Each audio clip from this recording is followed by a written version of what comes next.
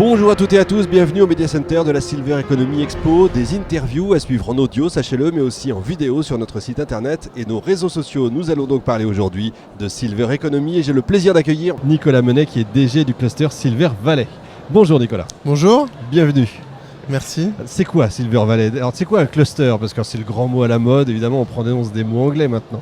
Alors Silver Valley existe depuis 10 ans, donc Oui. on n'est pas un phénomène de mode. Un cluster, c'est une organisation qui a une spécificité, c'est d'être financé à la fois par de l'argent public et de l'argent privé.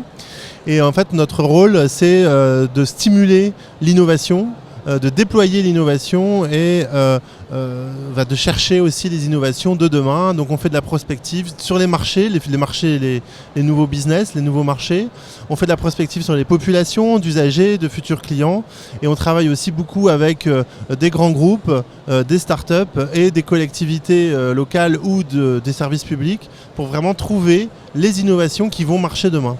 Alors 10 ans, vous avez raison, c'est pas un perdreau de l'année comme on dit vulgairement, mais c'est quoi exactement Silver Valley? Qu'est-ce que vous faites? Alors, donc on est une association d'intérêt général. De plusieurs entreprises. Donc il y a 300 aujourd'hui entreprises qui sont membres de Silver Valley. Ça fait à peu près 4000 personnes qui sont vraiment au quotidien en contact avec nous. Donc nous, on a essentiellement 3 actions. On a, comme tous les clusters, une mission d'animation d'écosystème. Donc on a bien sûr des événements, on a des concours, notamment le concours d'innovation de la Bourse Charles-Foix, qui est aujourd'hui très reconnu dans le monde de la Silver Economy. On a une activité de connaissance de la société de la longévité.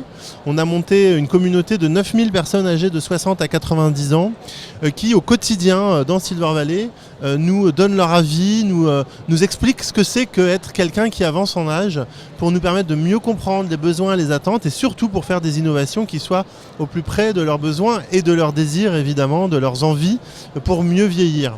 Et donc ces personnes sont au cœur du processus d'innovation chez Silver Valley.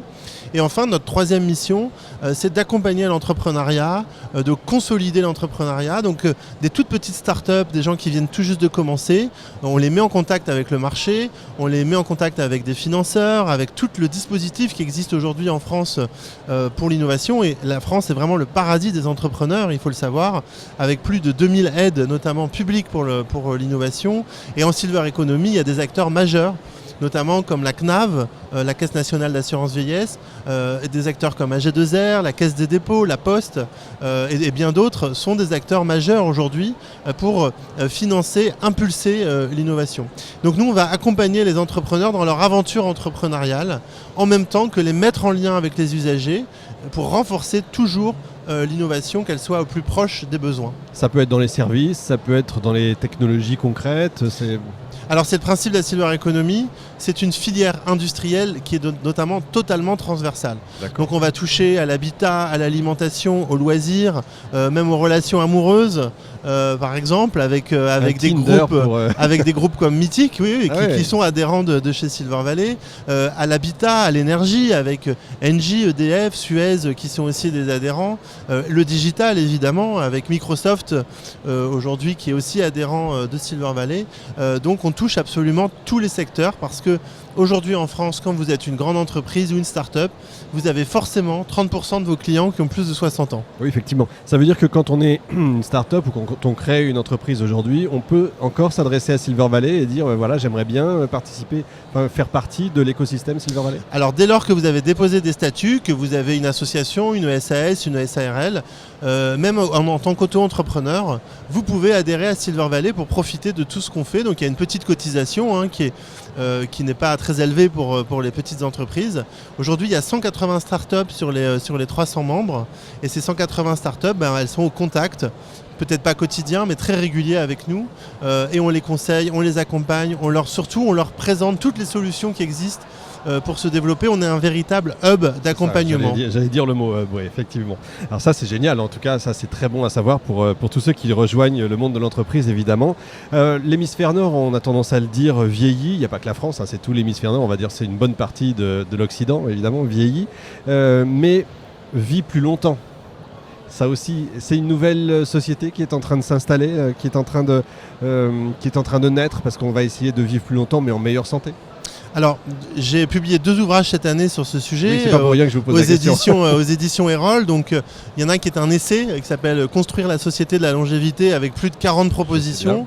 Et le livre, le grand livre de la longévité qui s'adresse au grand public, qui est un vrai livre avec la longévité qui est un concept qu'on a déployé au-delà du secteur médico-social ou sanitaire, où on va parler par exemple de la transmission du patrimoine, du régime d'apparition, c'est-à-dire la mode, la beauté, l'alimentation et aussi le voyage vers l'intériorité.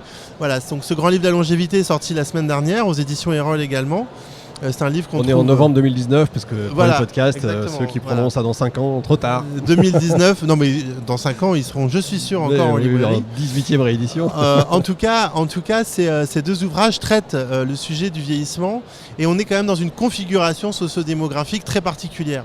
Parce qu'aujourd'hui, les futurs vieux, qui ont 60, 65, 75 ans, qui finalement, pour la plupart, sont en bonne santé, même si l'espérance de vie s'est allongée, l'espérance de vie en bonne santé, pas forcément. Mais aujourd'hui, quand vous avez 75 ans, il y a 92% de chances pour que vous soyez autonome et en bonne santé. Ces gens-là, ils ont conscience de leur propre vieillissement parce qu'ils ont accompagné leurs propres parents. C'est la première génération qui existe, qui est experte dans son propre vieillissement. Et donc ça, c'est un véritable changement de paradigme. Nouveau, c'est que tout à coup, il y a un véritable éveil de conscience au niveau du vieillissement. Donc ça, c'est pour les personnes. Et on va retrouver ça effectivement dans ce que fait actuellement l'État, le gouvernement. On a des tas de projets de loi, des députés qui sont saisis pour faire des rapports. Le comité national de filière Silver Economy, qui est présidé par Luc Broussy.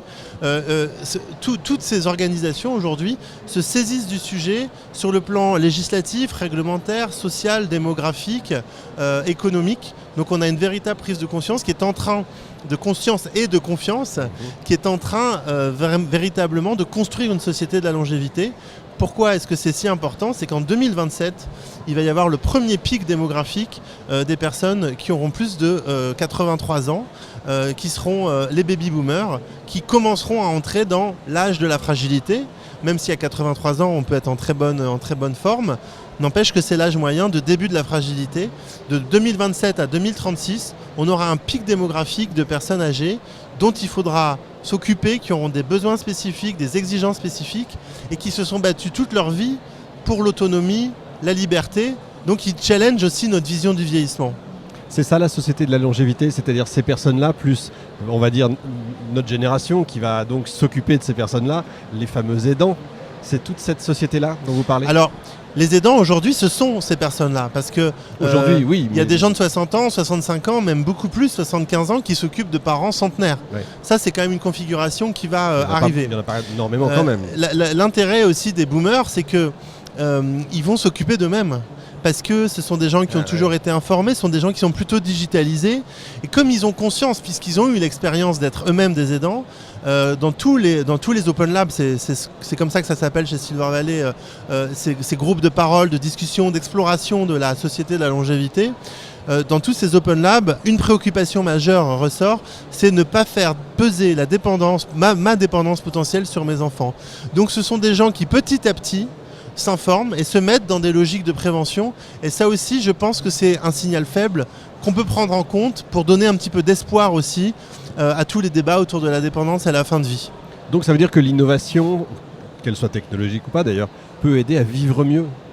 Alors l'innovation est au cœur de ce processus pour améliorer le vieillissement.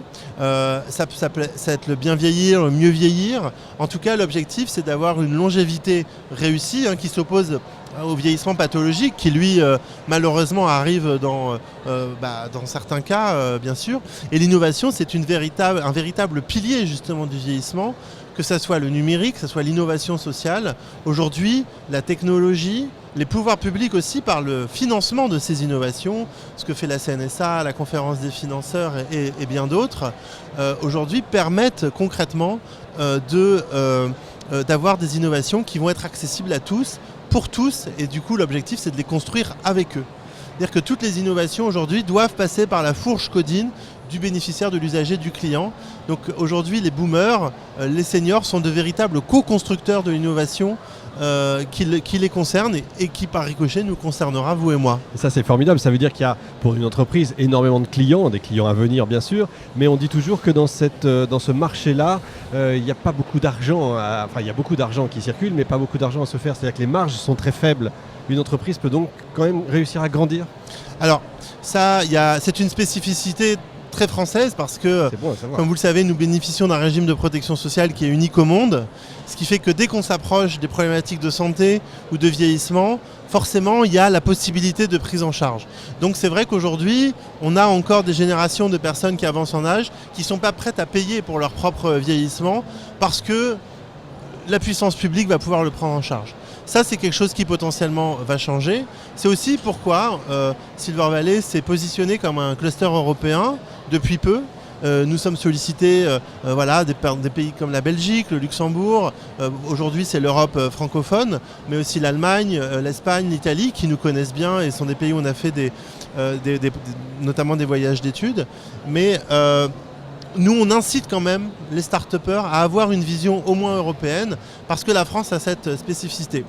Cela dit, ce problème-là, c'est vrai, existe. Depuis 6 ans que la filière existe, on n'a pas de licorne. On n'a pas de licorne Silver Economy. Mais je pense qu'il y en a qui vont venir parce qu'il y a beaucoup de changements qui ont été faits. Il y a des scale-up.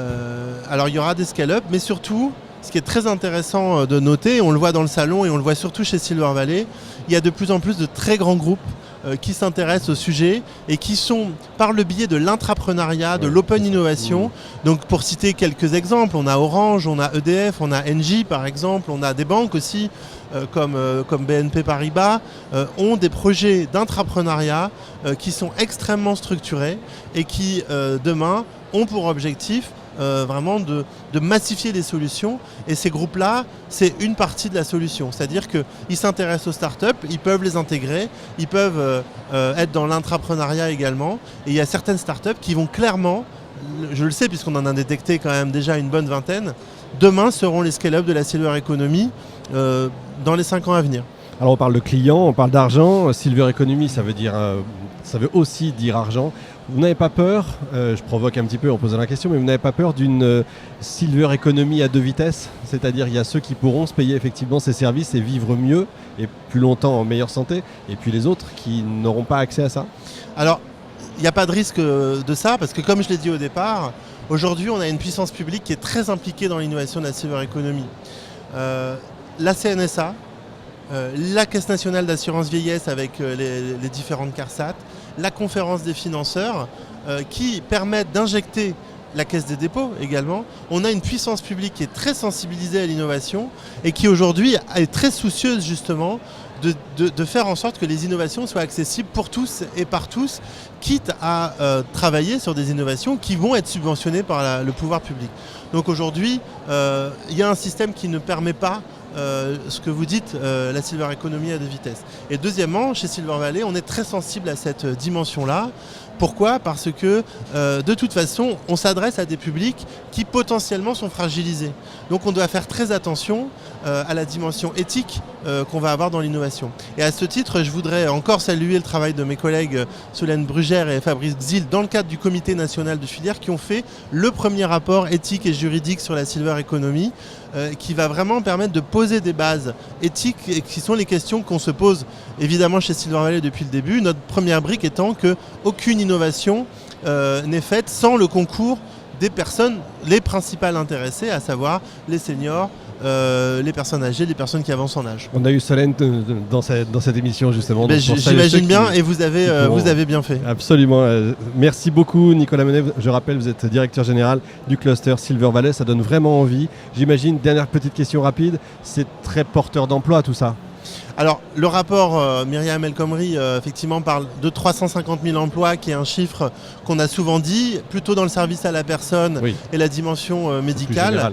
Sur la partie entrepreneuriale, évidemment, on n'est pas sur des chiffres d'emplois comme ça, mais l'objectif, c'est effectivement qu'on atteigne des emplois chez les innovateurs, que ce soit des scale-up, que ce soit aussi des grands groupes qui vont avoir besoin d'embaucher sur ce sujet. Donc oui, c'est porteur d'emploi, de compétitivité, de différenciation. Et il faut savoir qu'aujourd'hui, la France est un des pays les plus en avant sur le sujet de la longévité. Bon, ça donne envie, en tout cas, au moins on est optimiste. Merci beaucoup Nicolas. Merci à vous. Fin de cette émission en direct de notre Media Center. Retrouvez l'ensemble des émissions sur silver-economie avec un y-expo.com. On se retrouve la prochaine fois avec un nouvel invité.